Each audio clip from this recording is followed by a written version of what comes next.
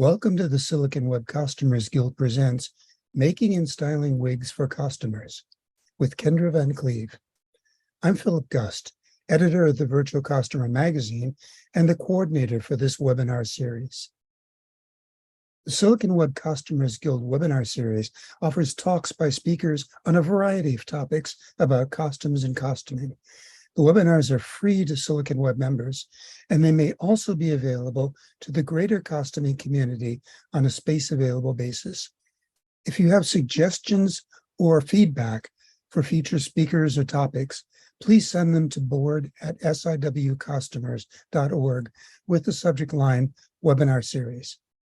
This initial webinar series is sponsored in part through a generous grant from the ICG Marty Gear Costuming Arts and Sciences Fund and uses the ICG Zoom platform available to chapters and SIGs. A few notes on Zoom. Please set or leave your video and audio controls on mute. Feel free to chat or react during the presentation in the chat window. There'll be a QA period after the presentation. To ask questions, type them into the chat window and label them as Q&A. There may also be an opportunity to answer questions during the presentation. When the webinar is over, please complete a brief survey on your experience. Kendra Van Cleave is a fashion historian, academic librarian, and award-winning costumer. She served on the board of the Costume Society of America Western Region and is a past president of the Greater Bay Area Costumers Guild. She reviews historical costumes in movies and television at Frockflix, blogs on her website, Demode, creates tutorials, and publishes books and articles. See her accessorizing 18th century wigs and hairstyles in the August 2016 issue of the Virtual Costumer magazine. Kendra's book, 18th Century Hair and Wig Styling, provides practical techniques for styling hair and wigs that would be useful to anyone who wants to learn more about historical hairstyling from beginners to advanced users. A second printing is also available for pre-order at her 18thcenturyhair.com website. So welcome, Kendra, and we look forward to your talk. Thanks everyone who has come. I appreciate it. So yes, my name is Kendra, and I am a longtime costume maker, fashion historian, many, many balls in the air. And today I'm going to talk about making and styling wigs for costumes. I will just apologize. I'm getting over a little bit of a cold, so I may occasionally have to pause and mute and turn off my screen to blow my nose. I'm sorry. All right. So I thought I'd start by talking a little bit about how I got to where I got, which is I've been making costumes for a very long time. And I started to realize that hair made a huge difference. And so you can see on the left, this was the first time I made a super historically accurate 18th century dress entirely by hand. And then I didn't know what to do with my hair. So I put some curl in it and kind of pinned part of it back. And I think I attempted a little height, but you know. And then over time, I started experimenting and got a few tips from different people and books and things like that, and started to perfect my technique, so much so that in 2014, I came out with my book about 18th century hair and wig styling. And since then, you know, I just keep going. I thought it would be funny to talk a little bit about some of the experiments early on. This one, I think, actually looks good in photos, but this was the first time I tried a high hairstyle. And I made it from fabric that I stuffed with, you know, batting or whatever. And it just sort of listed over and did that throughout the day. So it started off pretty good, but it just kept sort of collapsing on itself. On the left, an attempt that turned out kind of Marge Simpson-y, so trying to figure out shapes and what worked on my face and what looked historical. And on the right, it looks good, but this was the time I put one of those high hair wigs on too far back. So if you can kind of see in that middle photo, I'm kind of doing this. And that's because I'm trying to get the weight of the wig forward, because if it goes too far back, it just hurts. So I had a lot of fails. But then I feel like I figured out a lot of things, and I taught some classes at costume college and things like that, and realized I had something I wanted to share. So I put together the book, and this talk is going to be based on a lot of the techniques in the book. But just to start explaining the book, it is focused on 18th century hair and wig styling, but the techniques in it would really be applicable to anyone who is working with hair and wigs for costume purposes. It goes over some of the history and the background and the whys and the hows. And it has a lot of stylistic resources for 18th century, both for men and women, breaking down styles by different eras, and in particular, giving you back shots, which backs are the hardest thing to find. But then it goes into a lot of techniques. So for example, here, screenshot of talking about enlarging a wig. We'll talk a little bit more about that in a bit. So the techniques would be, I think, useful for anyone doing wigs and hair for costuming. And then it has, I believe it's 25 individual hair or wig style tutorials, and everything from this is the finished product and these are the supplies I use, this is the sort of historical inspiration I'm using, to like, how do I actually build that out step by step. So I think obviously it would be most useful for people who do 18th century costume, but I think there's a lot, again, that would work for a lot of people. I also wanted to mention that I'll have a couple of demos coming up. At Costume Con, I'm going to do a sort of abbreviated demo of doing one of the tall 1770 styles. And at Costume College, I'm going to do a demo of one of the frizzy 1780 styles. So if it would be helpful to see some of this done live, I'll be doing that if you're going to be attending either of those things. I thought I would talk a little bit about why I wear wigs and hairpieces, and why you might want to, because that's what I'm going to really focus on in this talk today. Less about styling your own hair and more about working with wigs and hairpieces.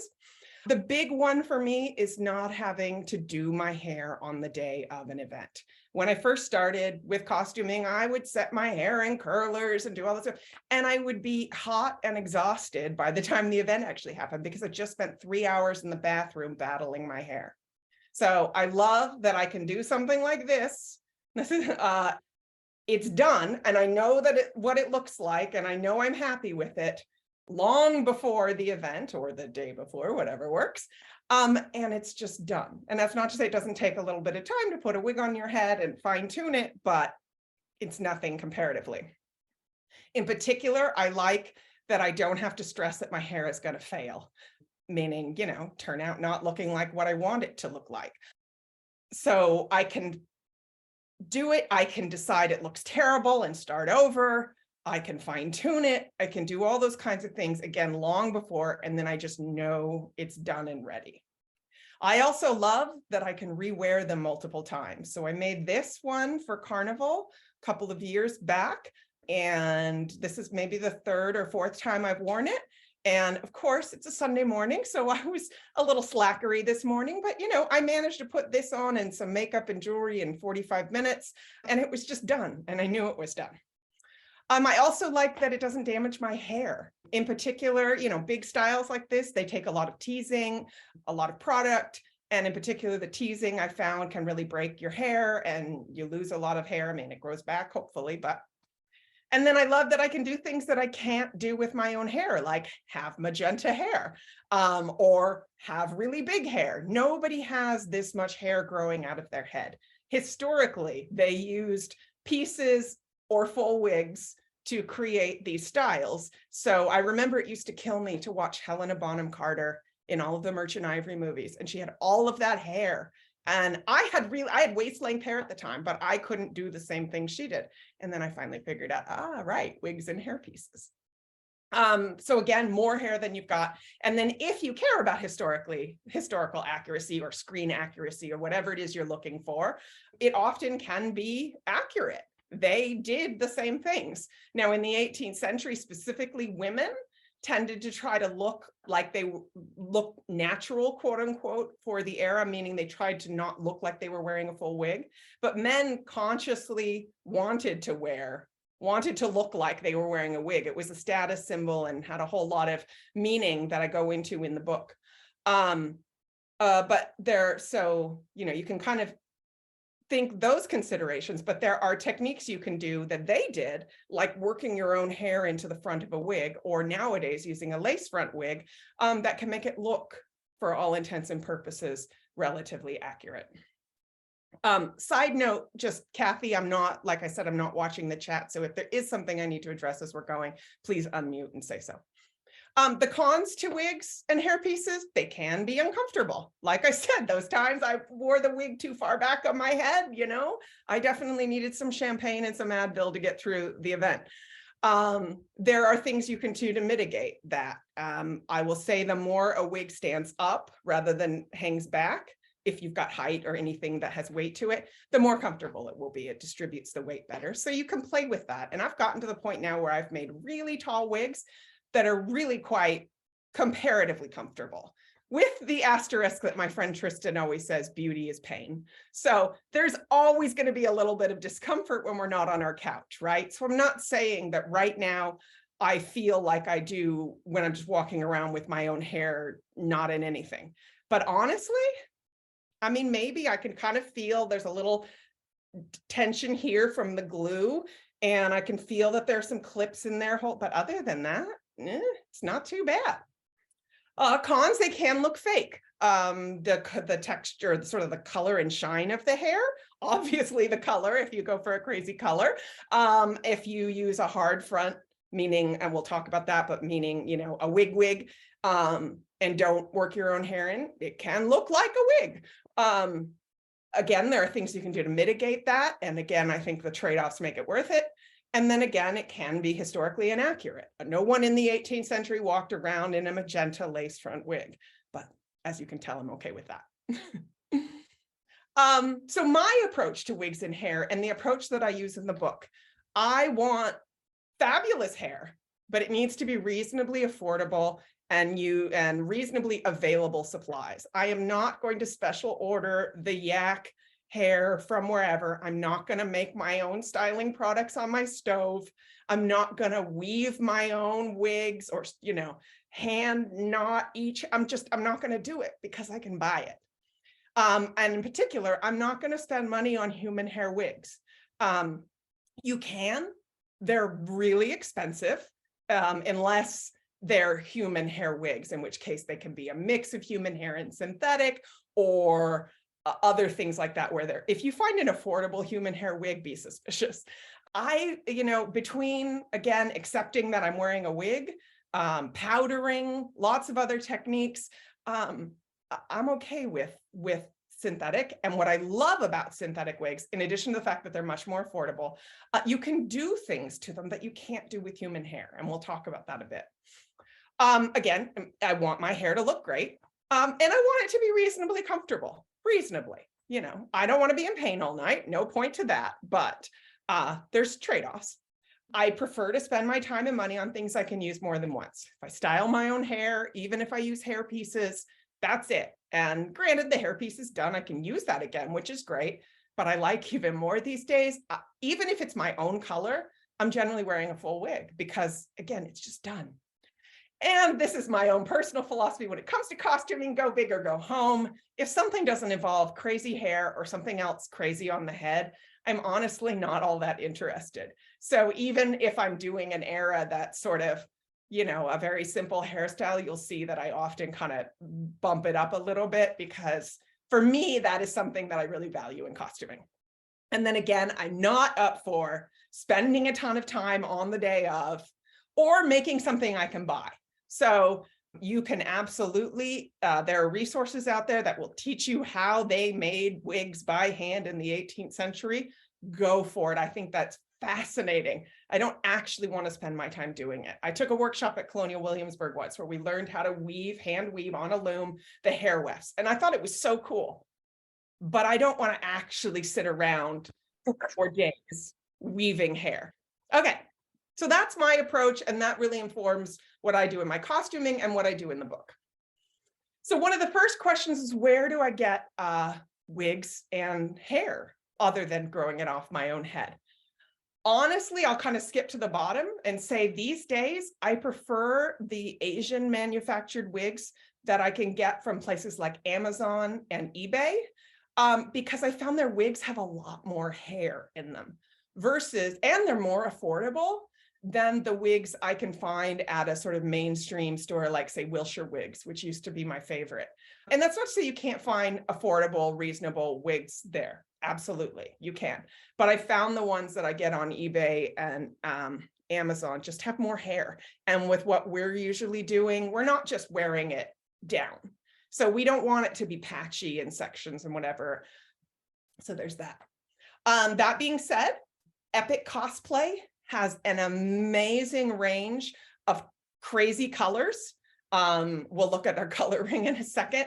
I am in love with them. They have like 5 different shades of pink. And I just worked with my first wig from them. I have never worked with a wig that had that much hair in it. So like in a way, it was almost too much hair. So, but wigs.com, Wilshire Wigs, both very reputable places to get kind of your mainstream American manufactured wigs. Cosplay Supplies, I like them a lot because they sell the lacy costume wigs. And I'll tell you, my default wig is the lacy showgirl. It comes in every color. It's a little bit bigger cap, so it often works for men. And I say every color, like every normal human hair color. Crazy colors, Epic Cosplay. So those are just some recommendations of places to buy wigs. Obviously, buyer beware and do your Googling. Kendra, Yes. someone's asking if you have an opinion on Ardo wigs. Oh, I've seen them, but I haven't used or bought them yet. But yes, I have seen them. And I think they do, again, like cosplay aimed wigs, colors and cuts and things like that. So I haven't used them yet. Okay, which wigs do I buy? This circles back to, I'm a fan of synthetic. Even the heat safe ones, what I love is you can basically permanently curl and straighten them using heat. And we'll talk about that in a bit. I like that they're more affordable. Again, they can look cheaper, but to me, I don't know, does this wig look super, I don't know. Human hair exists. It's more expensive. You can treat it like your own hair. The difference being, like, if you curl human hair and then, comb it out, leave it for a while, whatever, it's going to straighten out, for example. With the synthetic wigs, when you curl them, they're curled. They can look more expensive. So it's the trade-off to you. But I prefer the synthetic just for the price point. And again, what I can do with them. There are 2 main kind of types of wigs you can buy, the lace front and what in theater is called the hard front. You don't really hear that term anywhere else, but it's the sort of the not lace front wigs. And here you can see a great example of the different effects that you're going to get. The hard front looks like a wig. The lace front looks much more natural. That's what I'm wearing right now. I'll say in this photo on the left, this was at this past carnival, and I had been gluing down lace front wigs for a couple of days and my skin was a little irritated. So I didn't even glue this one down. And yeah, if you look closely, you can see some kind of shadow in here. But honestly, at a glance, to me, that looks pretty good. So I didn't even glue it down. Same deal here. I'm not saying, if you get in there and peer, of course, you're going to see it's a wig, but it honestly looks pretty good. And what I love about lace front wigs is my hair can be any color I want it to be. I don't have to worry about matching my own hair. Hard front wigs absolutely do the job that they are intended to do. They are wigs. They look like wigs. And this was a wig I really labored over before I knew about lace front wigs. And I think it looks pretty good, but it looks like a wig. There is a compromise. If you get wigs that match your own hair color, you can work your own hair in front. The front of your hair is really where people will notice, meaning around the face. That's where people will notice that your wig doesn't, looks like a wig. So this is an example. Karen at the time had bangs even. And so you can see in that middle picture, we combed it up, her bangs, just sort of the hair that you can see out and the left. We combed that up into a wig matching color. And I used bobby pins just to get the hairspray to dry, really connected. Took those bobby pins out and that was the result. I used to do this a lot. Kind of the more hair you do in front, like kind of the more thickness, the less you can see the wig behind it. And that's a compromise, but it does restrict your color choice. Oh, please. Sorry. Someone's asking, would a hard front wig be considered more historically accurate, or did they do, for example, combing their bangs into the wig to disguise the hard front? For men, a hard front wig would absolutely be historically accurate. They wanted to look like they were wearing wigs. They wanted to look consciously artificial. You'll even see in the book, I've got a picture of some sort of guys drinking at a pub, and their wigs are kind of askew. In some ways, I think they almost thought of them kind of like hats. But absolutely, for women, what they did was they used in the 18th century, they used their own hair and used hair pieces, which they tried to blend things together, or they did exactly this. They would wear a full wig and then they would blend their own hair in to the hairline. And I thought this was a good example because Kathy's hair here was a little browner, obviously, than the wig. And so in this case, because it was blonde, we were able to powder it and make it close enough of a match. I mean, if you peer, you can see the slight shade difference, but again, a way to kind of, do something that was a close match, but not entirely. Which actual wig should I buy? Honestly, I mean, it depends on what your end goal is. My rule is basically long without bangs, unless you really, depend if this is for 18th century hairstyling. You could use bangs if you were doing one of the frizzy late styles where you're going to be cutting the hair shorter anyway.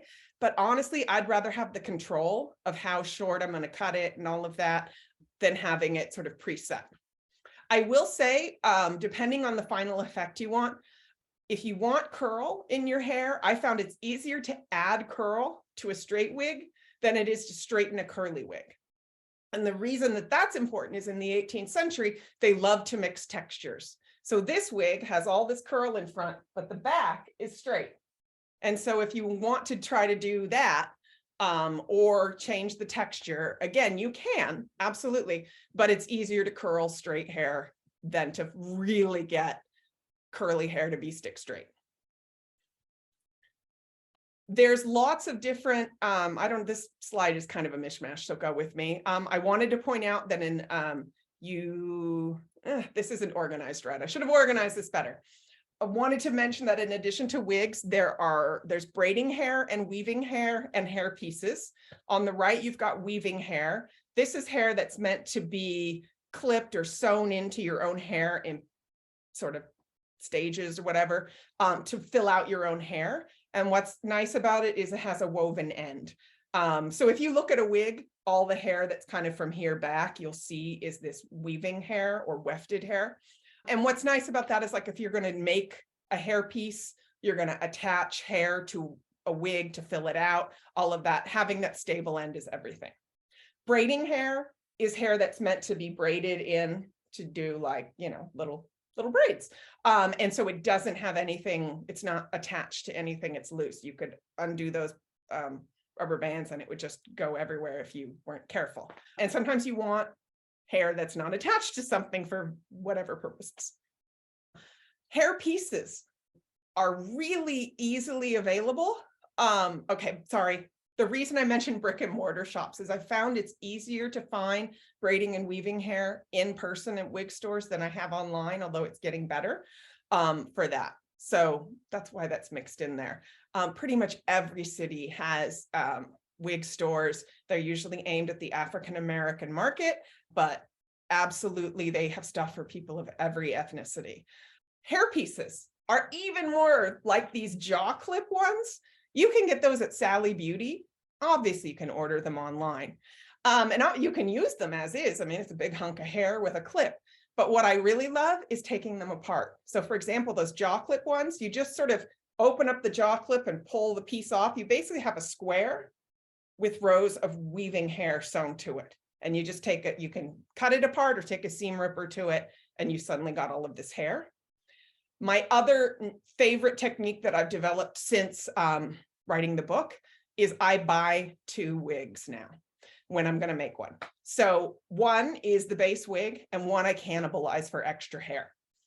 just default, then I don't have to worry about color match or texture match or anything like that. So that's now my standard is just buy 2 and 1 becomes the extra hair. Hair colors.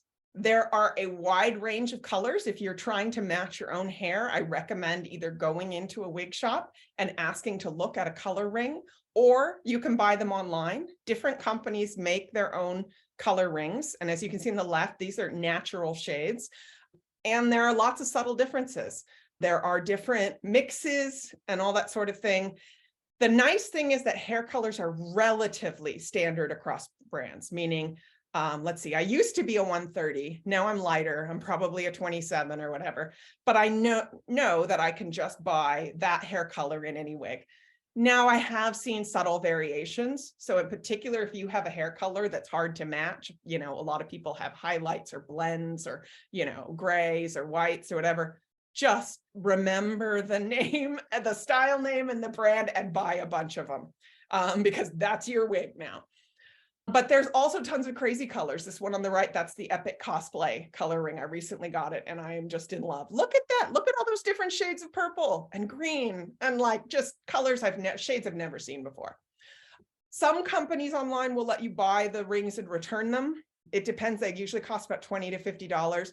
Totally worth it if you're not sure about the color. In particular, if you're trying to match your own hair, you've got to do it in person and in natural light. But a lot of different things available. Do the work of figuring out your hair color if you're going to be in any way matching it. It's just so worth it. Although I have had so many people, photo on the right, who are like, my hair is this makeup color. I can't find that. This is an example on Kathy where her hair, yes, is blondish, but there's some brown in there. There's some lots of different colors. And here I used the bit coming up the sides and then I'm styling on top. I used a color that's not a mix. So her hair would be a mix of different shades. This was one shade. And honestly, it really doesn't look, it's not screamingly horrible. I'd say it's pretty good, especially if you just saw her wandering around on stage, whatever, you'd be like, she's got, you know, lighter ends or whatever. So sometimes I feel like people stress a bit too much about getting the exact shade match. On the other hand, I get it, you know, we're all attached to our hair colors. And if you're trying to look natural, that's important to you. But I think sometimes we overstress it. And then I also wanted to point out on the left, again, you can do crazy colors, especially if you're doing lace front wigs. That is not my natural hair color. And, you know, have fun with it. Styling tools. Styling tools are super important. And if you're doing wigs, the absolute most important investment you can make is a canvas wig block in your head size and a screw-on clamp. I cannot tell you how many people have said, oh, I did one of the styles from your book and the wig didn't fit. And I always say, did you do it on a styrofoam head? And they say, yes. And I say, exactly. Styrofoam heads are tiny. There is no way, unless you're doing a child's wig, that they will approximate your head shape. And no matter how careful you think you're being, the wig is gonna scrunch up as you're styling on it. Canvas wig block, they can cost, I can't remember exactly, but maybe 50-ish. And then the clamp, you really want a clamp that really screws onto your table because there's nothing worse than midway through the whole thing falls over and you have a nightmare on your hands. They're just absolutely necessary. And if you're like me, you have one, you know, and you bought it once and now you've got it forever. You just absolutely need it if you're going to do wigs, because I can't tell, I mean, there's no way. The only other option would be to actually put the wig on your head and then style it, but that would be hard. How do you get to the back? All of that. Absolutely worth the investment. There are tons of other things that you may want to have on hand and probably will need to have on hand. I'll talk about a few of these specifically when we get, you know, sort of move on.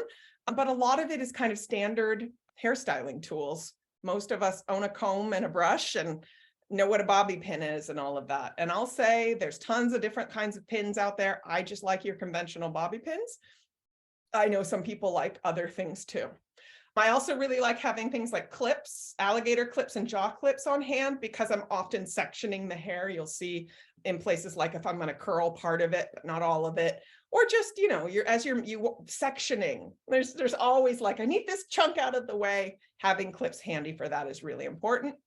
I'm also just a huge fan of hairspray. We'll talk more about that in a bit, as your thing that makes things stick.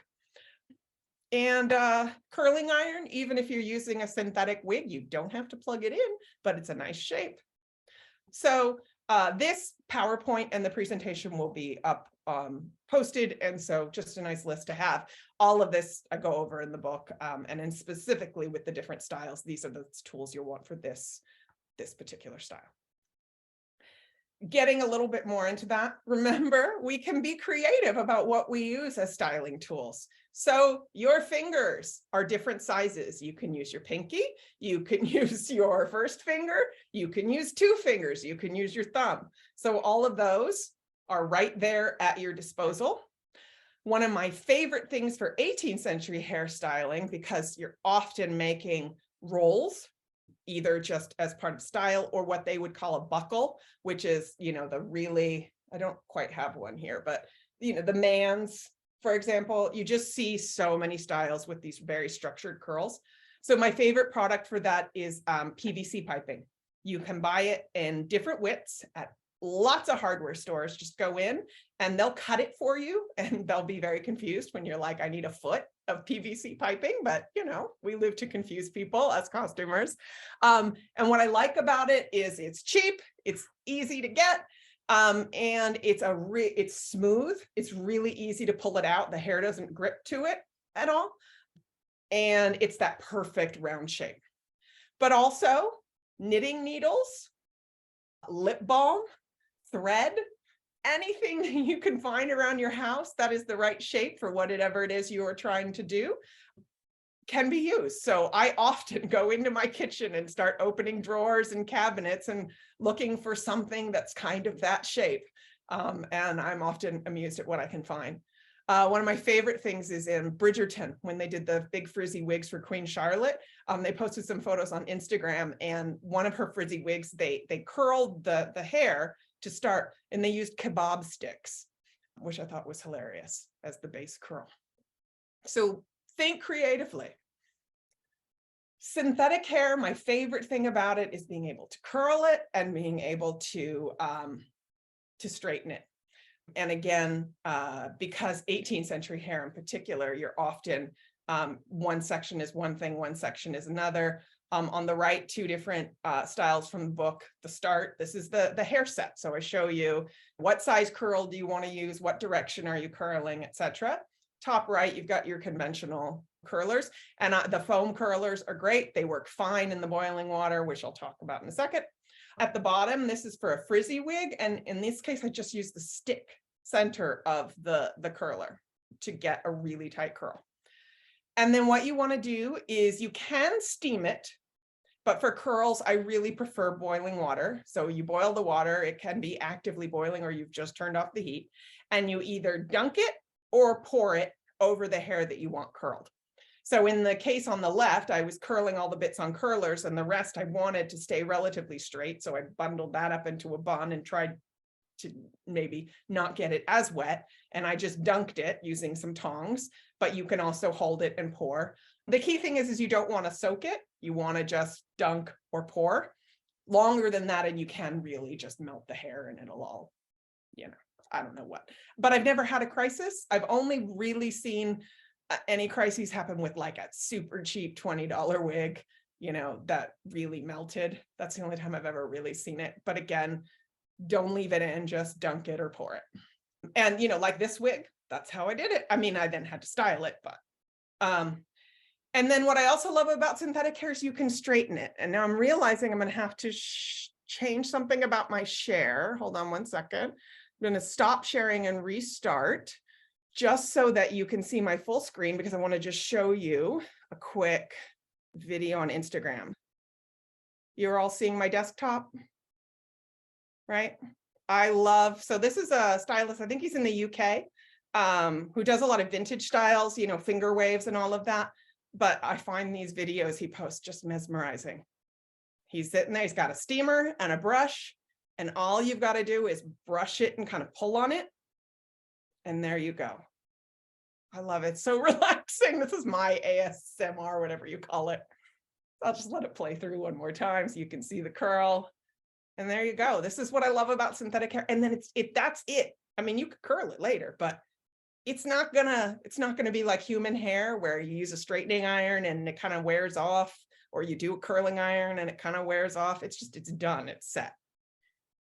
Okay. We have somebody asking about the canvas blocks. What sizes do they come in, and where do you measure your head? Good question. So it's the same thing as like a hat size. You basically measure around your head this way, right above your eyebrows. And I believe average head size is 22, but that's just because that's the middle. There are many of us like me, I'm a 23, or people who are 21s, whatever. So get a tape measure, just measure yourself right around here. And that's your head size. I think this other question was, where do you get them? Any of those wig stores online. I'm sure you can just get it on Amazon too, but any of the shops that sell wigs are going to sell the head block and the clamp. Okay, curling and straightening. Now, this is a big one, larger than average head size, like me. I'm an extra inch, so I don't know about you, but every time I try on a hat, I'm like, oh, it's a little too tight. A lot of men have larger head sizes than women, and so much of the wig industry is aimed at women. So they tend to be smaller, and as with any fashion thing, they love to standardize. So there are a couple of things that you can do. The first one is a style like this, where I can basically get any wig to fit here. I never have enough room here. So first of all, try on some wigs and see where you have a problem. For me, it's right here. So in this style that I'm showing you, I purposely put some little ringlets. The other thing that I do a lot is what you might see here. So I have glued this lace front wig down from about here to here. And then I just sort of pull the hair forward here and here and pin it. So this wig actually fits pretty well, but I'll have some that are, fit back to here. And I just sort of pull the hair forward and bobby pin it. Is it perfect? No. Is it good enough? Yeah. Because again, this is really where people are looking. That's not to say they're not going to notice. If you're standing right next to me, you probably see. But it works for me. But I have some other hacks you can do. The first hack is you build out the front of the hairline. So this is an example with a hard front wig. And this is also particularly important, I should say, not just larger than average head size, but irregular hairline, which lots of people have. Widow's peak, different, where you kind of come forward on the temples, all of that. I'm actually really lucky. I have a very U-shaped hairline, but I've got a lot of friends I've made wigs for, and then especially for men. And basically what I show you in the book how to do is you will make basically a pattern of your head you put saran wrap down. You need another body to help you with this. And then you cover your head in masking tape. And then you compare, where do I need the wig to come forward essentially from its current hairline? So if it's a widow's peak, I need it to do this. In this case here, I needed both a kind of chunk here and a chunk here. And I show you in the book how to make additions that you then sew into the wig and change that hairline. If you are working your own hair into the wig, that's another way where you cannot worry about whether or not the wig comes all the way forward, because you don't actually need it to. But if you want the wig to come all the way up, I show you how to do that in the book, how to make those additions and sew them on. The newest hack that I just did for Carnival this year, if you saw the pink wigs I did, which were so fun, I did this with lace front. And I know these pictures aren't great, so I kind of put in a couple here, but because I had bought two wigs, one to cannibalize for extra hair, I had the wig with the lace front. I had that as well. And I thought, can't I cut this up and sew these together? And by golly, yes, I could. So the one on the left, this is actually for my friend Karen, who has a much more regular hairline than me. And so I just cut little patches, and you can kind of see on the bottom left how there's the net on top of the net. So I basically laid it on top and then I sewed it in a bit behind the hair so that hopefully you wouldn't see the stitches. And then I cut away the net. When you wear a lace front wig, you're going to trim it right up here. So I would trim it afterwards so you wouldn't see any of that. And again, on the right, you can see a real zoom in. This is before I had trimmed around the face. So I added these little bits, and you can see actually, I think what I did in this case, I was actually working off photos of her rather than, we should have done a pattern of her head. We didn't have time. So I took a water soluble marker and I put the lace front wig on and I tried to draw, that's the blue, tried to draw what I thought her hairline was. And then that told me, because the lace will come forward of the wig before you wear it, before you trim it. And so I added in these patches, sewed them down. With lace front wigs, you always want to be careful with the front because it can tear if you're rough with it. So just had to be extra careful with these, but we didn't have any problems. And I'm sure if you stood an inch from either of us and peered, you would have seen, but honestly, let's see, because I did it on mine too, because again, I always need extra hair here. And you can actually see here where it's kind of lifting away and I've got some bobby pins, but it's not bad. But this section right here is that add-on. So that's my latest hack that I'm excited about. I actually have a friend who's recently been just working on actually taking a lace front wig and getting the hook that they use and actually doing the knotting, which I think is really cool and I'd like to do someday. But, you know, again, this saved me a whole lot of time because those on a lace front wig, those hairs, each one is individually knotted. That takes some time. So I'll say it wouldn't be fun if I, had a lot of free time, but. I've got a couple more questions come in. Someone's asking, do you wear a cap under your wig or you just coil and pin your hair? I will get to what to do with your own hair in a bit. Okay. Someone else is asking, what if your head is smaller than average? Is there a hack for that? That's an excellent question. Unfortunately, it's not one I've encountered. I do know most wigs have elastic, usually from here to here, and sometimes across the nape of the neck, that you can, there's usually an elastic strip right here and then there's little points where you can hook, kind of like, well, bras aren't really, but it kind of looks like a bra, but there's little points you can hook. So you can tighten it there. And then again, sometimes there's a strip of elastic across the nape of the neck that you can tighten up. I do have a friend who I know sometimes she likes to take those elastic strips and rather than hooking them to the slots on the wig, she actually hooks them to each other.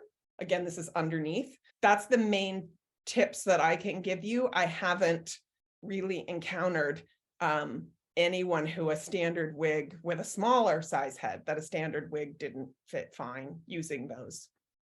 Any other questions right now, Kathy? Someone was asking about the netting. Does that come with the wig or do you get that separately? Good question. That comes with the wig. When you buy a lace front wig, let's see, if you look at the picture on the left, all of, not looking at the chunk here, but all of this bit here, all of that lace is on there. And the netting. And that's what they call lace, but it's really netting. And the idea being that you could trim it at different lengths. And sometimes people like to leave it a little longer and try to cover it with makeup. I found that you can often still see the netting, so I don't prefer that, but that's part of it. And it's also so that if you wanted to add more hair with the special hook and the individual knotting, you could do that. But so that is all built into a lace front wig.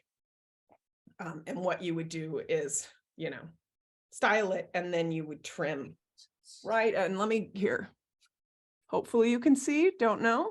But you trim right up against the hairline. Okay. Other things you will want to play with when styling wigs and hair pieces is both sewing and pinning. Again, I am a fan of a conventional bobby pin. Always, always, always X your bobby pins. I'm not a math person or a physics person, but they hook onto each other and they are like 9,000 times more stable than just a bobby pin stuck in. Anytime, and I'll get to actually wearing the wig and all of that, but everything I do, X your bobby pins. If you're doing something like this, where I'm pulling all the hair up, eventually the pins will just start overlapping themselves, which is great, but default X your bobby pins. And on the left, I'm specifically using a color that doesn't match, so you can see that on the bobby pin. Obviously, you would use a pin that matches. But also sewing. I often, for 18th century styles, they always have what's called the chignon, which is the long hair in back that's usually styled up. And there's a lot of hair in there. And so my default for styling any wig is just to sew a couple of wefts, that weaving hair, along the neck, the nape of the neck. And that's what I'm doing in step 2. So step 1, I've sewn a couple of rows together. And then step 2, I've sewn it to the wig. But I've also done things where I've, before styling, because I want more hair, I've parted the wig, and I have, you'll find, again, the front section will look real natural, but after that, it's really just row after row of this weaving hair. And you could just part it and like sew a layer on top of another layer. So I've done that. You can also bobby pin in extra hair, but sewing is absolutely an option. A big thing is teasing and smoothing, because you're almost always trying to fill out. Again, this is for 18th century hairstyling, probably applies lots of other things, but you're generally trying to fill out and possibly cover. We'll talk in a second about the shapes. So almost always you want a teasing comb, hairspray, tease, hairspray, and that's how you're going to get coverage. And then on top of that, you then want a smooth hair on top of that. So if you can see in 11, I've got an inner chunk teased, and then in 13, I've got some smooth hair on the outside. This applies to curly or straight. When I say smooth, I mean the nicer hair on the outside. I will say, I've noticed, especially when it comes to the synthetic hair, it's much easier to tease hair that's curly, the synthetic hair, rather than the straight hair. So you'll notice in some of the styles in the book, even if the final effect is going to be straight, if I'm doing, like in this case, I've got something in here and then that I wanted to cover, the first layer I might pin some fake hair around it that's curly, tease that, and then if the outer part was straight, then I would cover that with the wig's straight hair, or maybe additional straight hair. The straight hair with the synthetic hair is so sort of slippery and shiny that you can tease it, but it's just, it doesn't take doesn't rat up as nicely. Also, a big technique for 18th century hairstyling is teasing and then making the ends look nice.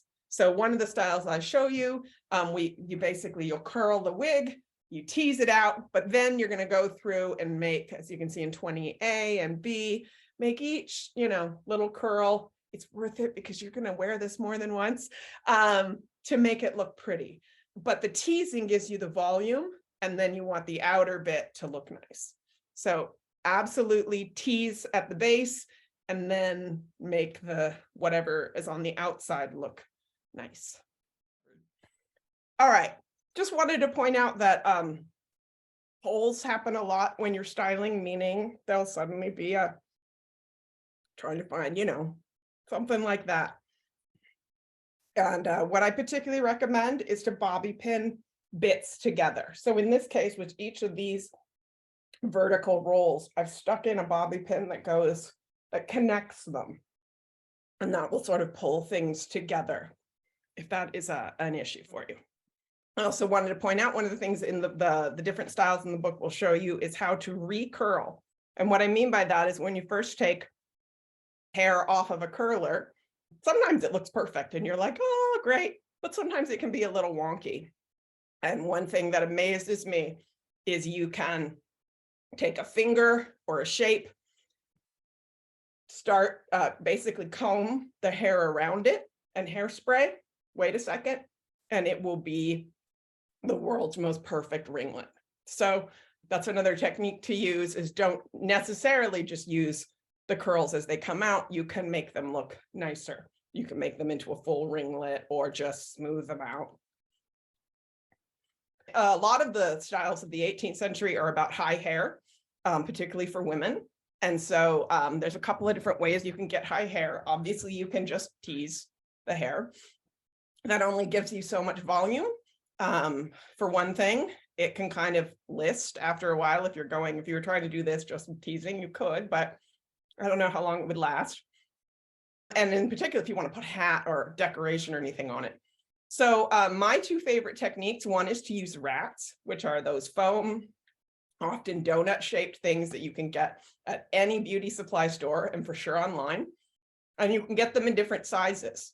And so what I do a lot for the sort of medium hairstyles, including the one I'm wearing right now, is I either bobby pin, wire, or sew together multiple rats to create the shape. And the nice thing is you're not actually making the whole shape because there's going to be hair on top. So you're just sort of like, in this case, I was trying to get low in front to higher in back. And you can put together different sizes. You can also cut them apart. I cut them into different shapes. And those are easy, cheap, and very comfy to wear. The other thing that I like to do for really high hair is to use wire mesh. And the book will show you specifically how to do different shapes and sizes for the different styles that are in the book. Absolutely go crazy with it once you get the idea. It's not that complicated. And again, you can kind of see how on the left, the shape is pretty simple. The final styling is what will give you all of the making it look nice and filling it out and all of that. It's really, you just want something in there to keep the hair up and high. The wire mesh has a little more weight to it than the rats. So with that, you'll want to play with angles because again, the more it goes straight up, the more comfortable it will be. The more it goes way back, like this, the less comfortable it will be because it will really pull when you've attached the wig here, which we'll talk about shortly about attaching wigs. So this is one, if I made it again, I'd probably do, I'm not sure, but I don't think I would make it lean quite as far back. Hairspray. Historically, they used pomades, generally made of animal fat, and then with scented things to make it smell nice and so it doesn't attract animals. And you can absolutely buy pomade today and use it. I love hairspray. It is literally glue made for hair. And I am not talking the nice little pump, eco-friendly. Sadly, I try to be eco-friendly in so many things, except when it comes to hairstyling. You want the hardest one that you can find. These are my two favorites, Bedhead and Got to Be. You can even use Aquanet, but you want to hairspray throughout as you're styling. And then when you're done and happy, I take it outside. I clamp my clamp onto my fence, stick the head on with the wig, and then I shellac it with hairspray. And that's going to basically glue it. So hairspray is your friend. Oh. We have a question about attaching the ship on Tristan's wig. I'll talk about that. Okay. Real quick, just wanted to mention that you can also do things with glue. In the book, the main thing or the only thing I really show you how to do is how to make buckles, which are those rolls, which are just throughout 18th century hairstyling. And making them with glue means that they look perfect. And if you wanted to, you could take them off and reattach them to different things in different ways. But what you see a lot in the period imagery are just these really smooth, perfect rolls. And I do them with glue. You could do lots of other things with glue. You just want it to be a clear drying glue.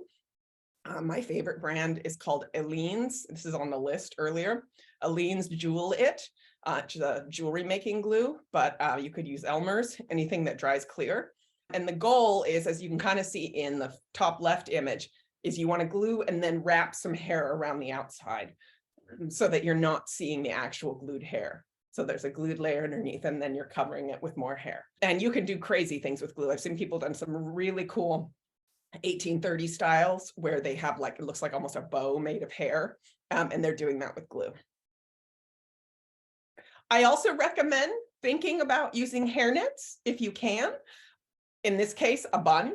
And if you do use a hairnet, you want to pin into any dents in the hair. So in this case, this is a bun. So there's the, the hair's all coming out of the center. So I recommend sticking a bobby pin into that to push the hairnet in there too. And then you'll notice it less.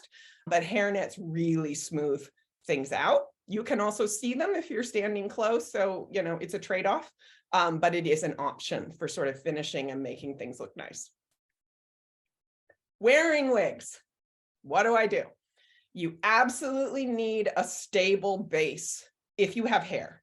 We'll talk about not having hair, not having a lot of hair in a second. But you need a stable base and you need to get your own hair out of the way. The traditional thing is kind of what they've done in the middle, which is pin curls flat to the head. You wouldn't want them actually coming, forward of the hairline. But what that does is it takes a lot of hair and distributes it really flat to the head. Luckily, with a lot of 18th century hairstyles, we're going big anyway, so you're not worried so much about volume. But that's part of what it's supposed to do, is to distribute your hair so that you don't have a bunch of thickness of your own hair under the wig. But you want to really use those pin curls anywhere you're going to really clip into, or comb into your own hair. Sorry, I'm not explaining that well. I'm going to show you in a second. A lot of wigs have combs built into them, often like right here. So I like to even if I do something else with my hair, I like to make a pin curl where I kind of look at where is it going to align. And then I also use some other clips I'll talk about too. And I, again, like to have a pin curl or a little bun where I'm going to be sticking that in, because you really want it tight and stable. My favorite is the one on the left, which is, so I do a couple little pin curls or buns where those combs are going in. And then I put, and this is in particular, if you've got a lot of hair, it works fine. I do 2 buns at either side of the nape of my neck. And a lot of wigs have a lot of stretch in here. And those, they fill in fine.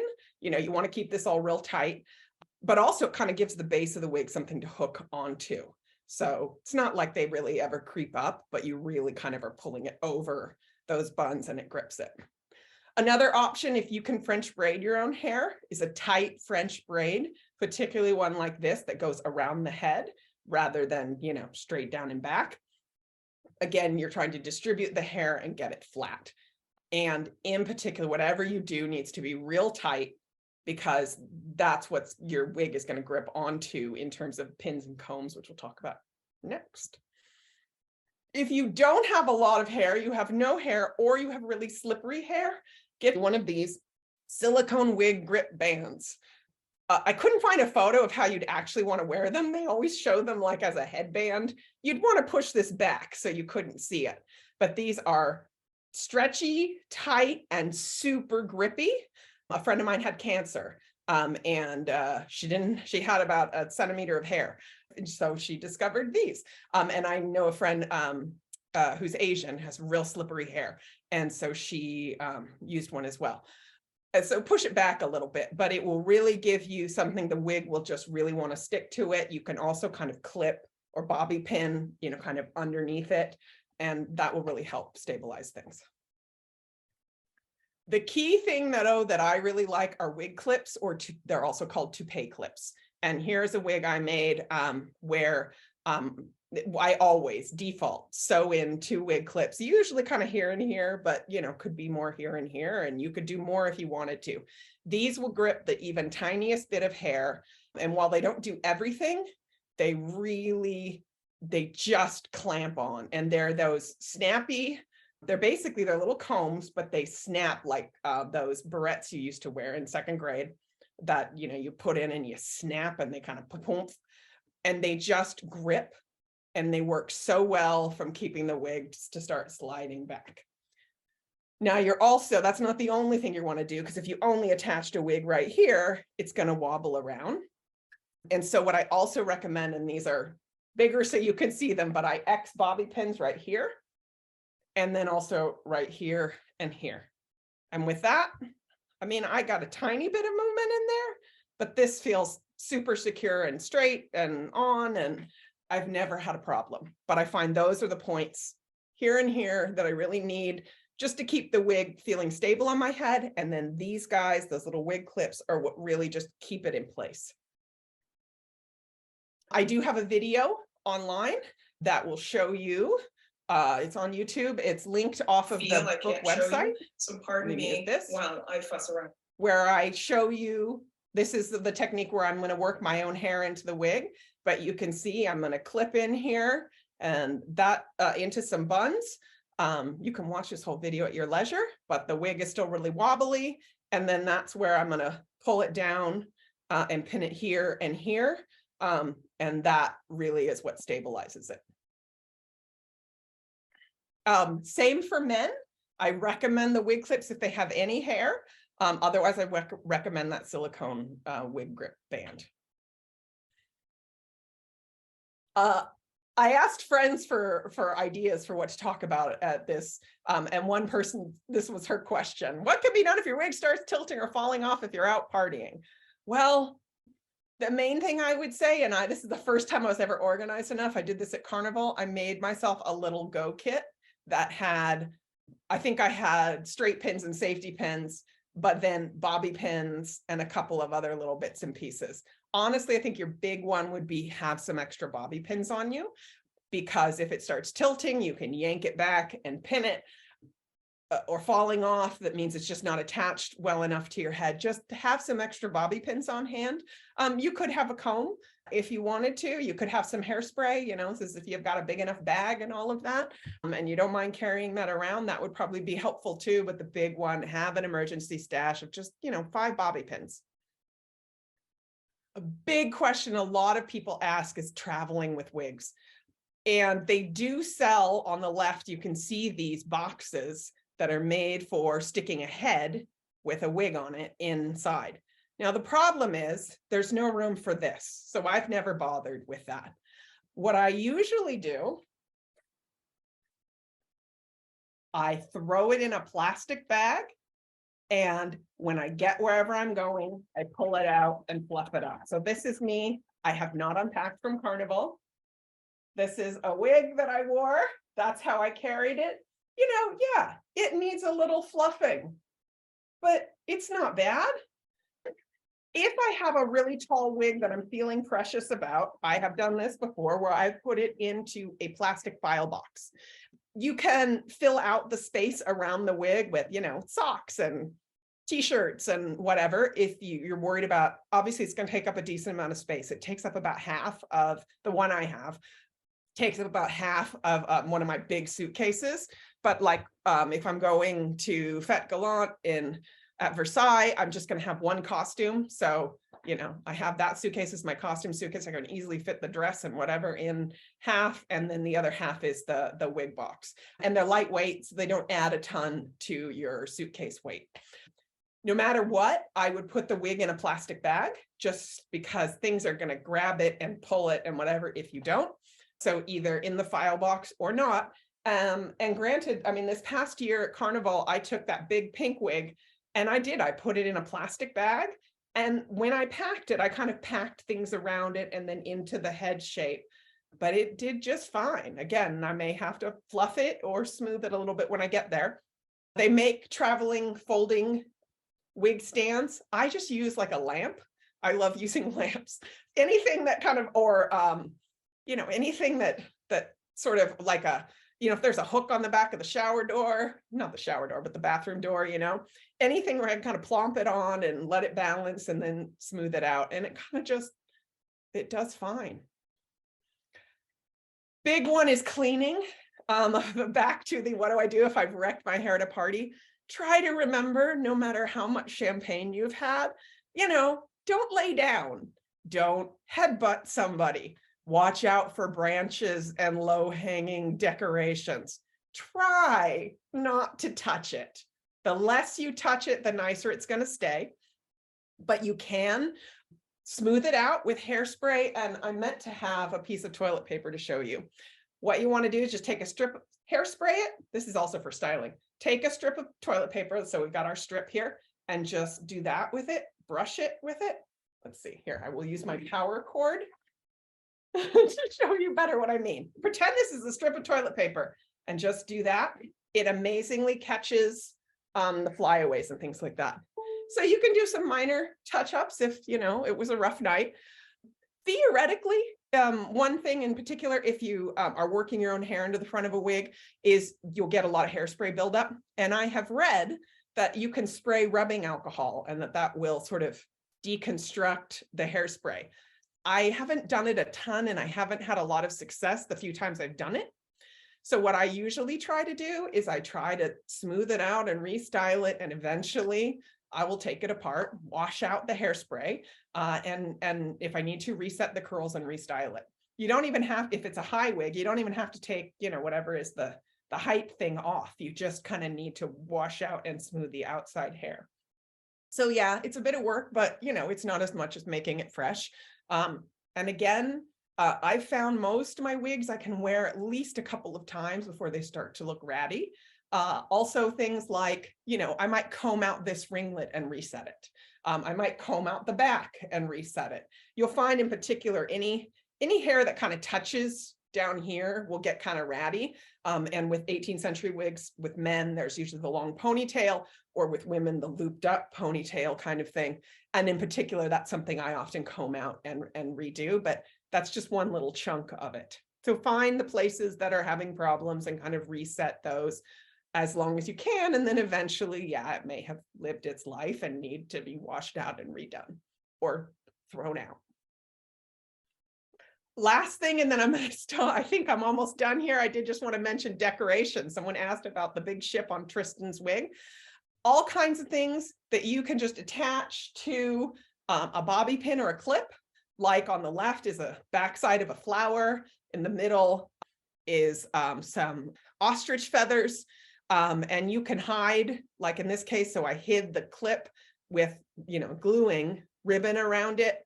So what you want to do is whatever the thing is, you want to attach it to a pin or clip. But when you've got something like that ship, or in this case on the right, this is a bird cage. What I like to do is I take wire. In this case, it's millinery wire, but it doesn't even need to be that. And I make legs. So you can see those 4 legs. I try to usually do 2 to 4. And you leave them a couple of inches long. And in this case, I glued them down and I glued a piece of fabric over because I really was worried, was the wire just going to pop off, just to get that down. And with any wig that I've used a rat underneath, those foam bits, or the wire mesh, plop it on. I have never had a problem with it coming loose. So the legs stick in and it just done. I have a ship over there I could grab, but it's just got this wig, the legs, you plomp it in, you're good to go. Oh, last one, storing your wigs. If you can, keep them on. This is where I use the styrofoam heads because they're cheap. Buy the styrofoam heads for storing. Yes, absolutely. And put the wig on, and I usually pin it here because it usually wants to kind of fall back. So I pin it to attach it. Cover it, plastic bag, a pillowcase, a sheet, whatever, because a dusty wig is not something you want to wear. And then find a shelf or a box for it. I put mine on a shelf and they always want to fall back. So I just let them kind of lean against the wall, but you could put them in a box or something else like that. But I do, if I can, I like to put a styrofoam head in just to kind of keep it whatever. And just like with wearing, you don't want to be bumping into it, knocking it over, hooking it on things. So just cover it and put it somewhere where you're not going to run into it. I have been talking for a really long time. The very last thing I want to say, and then we'll just chat, is I wanted to mention that I have a new book coming out. It's not on hair and wigs. It's about Turkish influence on 18th century French fashion, something I have been studying and doing academic research on for, feels like it might be a decade, I'm not sure. But finally, I've published some articles, but I finally have a book that's coming out. So if you are interested in 18th century fashion, I highly recommend it because of course, but it talks about the very strong influence of Turkish dress on 18th century fashion. It talks a lot about the different specifics of 18th century styles and style influences. It has patterns of extant garments. It has a ton of visuals. And I think anyone who's into 18th century, particularly women's wear, would find it interesting. It comes out in September and it's going to be available at all your standard bookstores, unlike the wig book. So you could pre-order it on Amazon or anywhere else. And I did just want to mention that. And so with that, I will finally stop talking and take any questions. And the last thing I just wanted to mention is, again, so this book came out in the Wig book in 2014. I sold all the copies of it. And so now I'm doing a second printing, and that will be released in July. If you pre-order before that, you will save $15 on the cost. And if you happen to live overseas, because international shipping is so expensive, you will also save $10 on that shipping. So pre-order now and you'll get it for a comparative bargain versus when it comes out in July. And I will stop sharing and we can talk. So I see Anne has her hand up, or Kathy, do you want to moderate?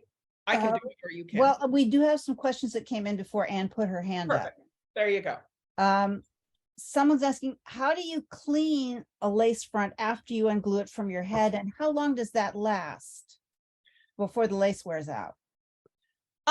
So I've heard that lace can be delicate and can tear. I haven't had it happen to me yet.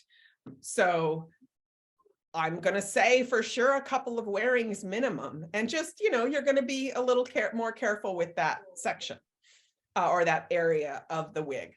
But with all the wigs, you want to, treat them like they're delicate. For the wig glue, I like to use your standard spirit gum and then spirit gum remover on my own skin and then on the inside of the wig. They make all kinds of wig glues, and I started experimenting with them, but then I started watching YouTube videos and people who were like having scary skin reactions to the glue, and I started getting freaked out. Spirit gum works for me. I have occasionally in a pinch used eyelash glue, but it's not as strong. So I recommend spirit gum and spirit gum remover. Someone else is asking, when you're shopping for wigs for updos, are there any tips or search terms people should use, or things that they should definitely look out for in the wig construction that would clue you that this is a good choice? The big thing to me is honestly price point. If I'm spending about $50 on the base wig, I know it's going to have enough hair in here that when I comb it up, it's going to work. Now, I often still have to add some hair to it. And I found in particular, wigs are meant to look, again, real natural here. And then they just assume that all the rest is just, it's hanging down. It doesn't matter. They don't expect people to updo it. So I found the more I can do, what's lovely is 18th century styles do this exactly. I let the hair fall down and then loop it up. The more I can let that fall down happen, the more that I sort of cover those rows. But back to the question, what do I look for? I look for price point. I want to be spending about $50 or a bit more. I found the real cheap wigs that are like $20. They'll be real thin in here. And you could buy that and add hair to it, but I'd rather throw money at the problem. I've never had a problem with a $50-ish wig being too thin, other than, just as thin as wigs are. Someone is asking, I've heard some wigs have too much hair. What do you do about that? Good question. So it depends on how you're styling. In the book, there's one style I do, one of the men's styles that's a tall style, where I've actually changed the hairline. And so I've added too much hair. And what I did there, because the style in some ways, men's and women's hair styles, you kind of do similar things, and that they also kind of go up like this and then down in the back or down and up. But what I did is I kind of took a chunk of hair in here and I just cut it short because I knew the rest of the hair was going to cover it. So I've done that. I have also anything where I can cut a chunk and then cover it. This doesn't happen very often, I should say. The other thing you can do is you can get hair cutting scissors that have teeth to them, so they're made to kind of layer a bit. No hair ever that you're just going to see hanging just kind of all stops at the same point.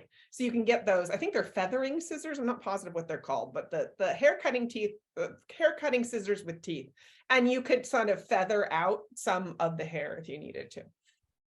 Another thing you could do is let me just show one thing in one of my slides. Hold on one second. I think I have a picture of it.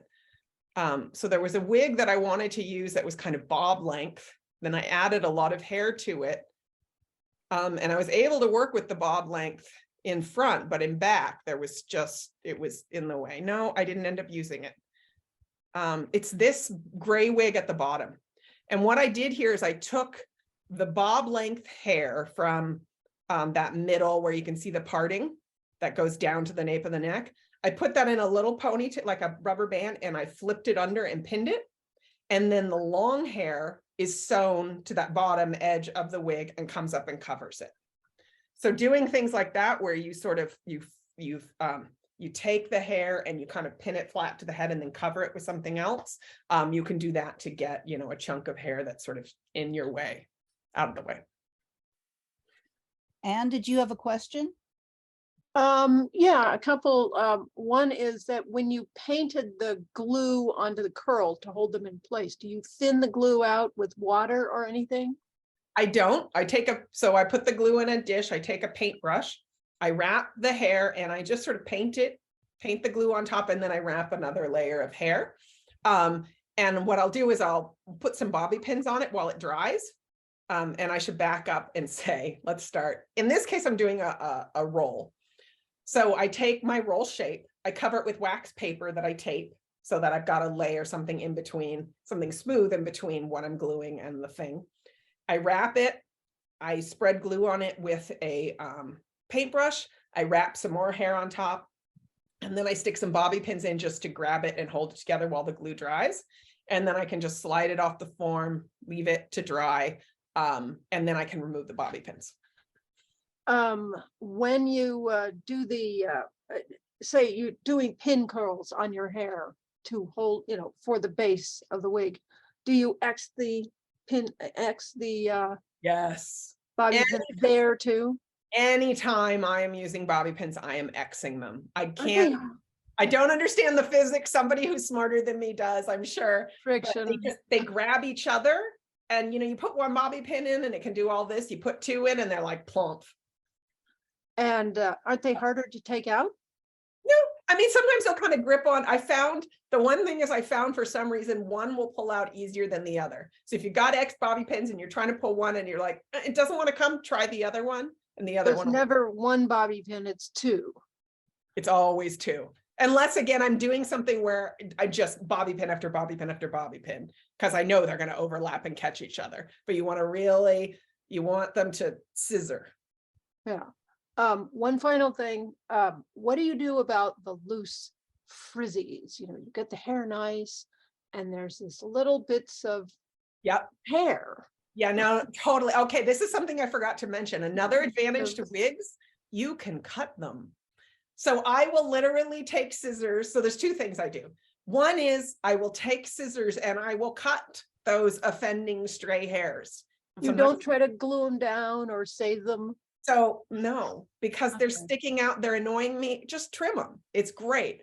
The other thing is to do the toilet paper technique. So hairspray and smooth with the toilet paper. There's something, I'm sure it's the static or whatever, the lack of static, something with the toilet paper just gets it to lay down in a way that just combing it or smoothing it with my hands doesn't work. But I love to just trim the strays. Makes me very happy because I'm like, doesn't matter, it's a wig. Okay. Other questions or comments? I appreciate so much. Thinning shears, haha, and hair razors. Okay, thank you, Jen. I appreciate so much you all coming, and I hope this was useful. Thank you very much, Kendra. I appreciate you giving this talk, and I've learned a lot, and I know your audience has learned a lot too. So thanks a lot. You are all more than welcome. I can't wait to chat wigs with you all in person. In particular, if you're at Costume Con or Costume College, come and chat and come to my demos if you're interested, and anywhere else. Let's chat hair. This is the final talk in the webinar series for the spring semester. We'll be picking back up again in the fall, and we'll announce our schedule at that time. Don't forget on your way out to please fill out a brief survey. There's only a handful of questions, so if you could do that, it would be really helpful.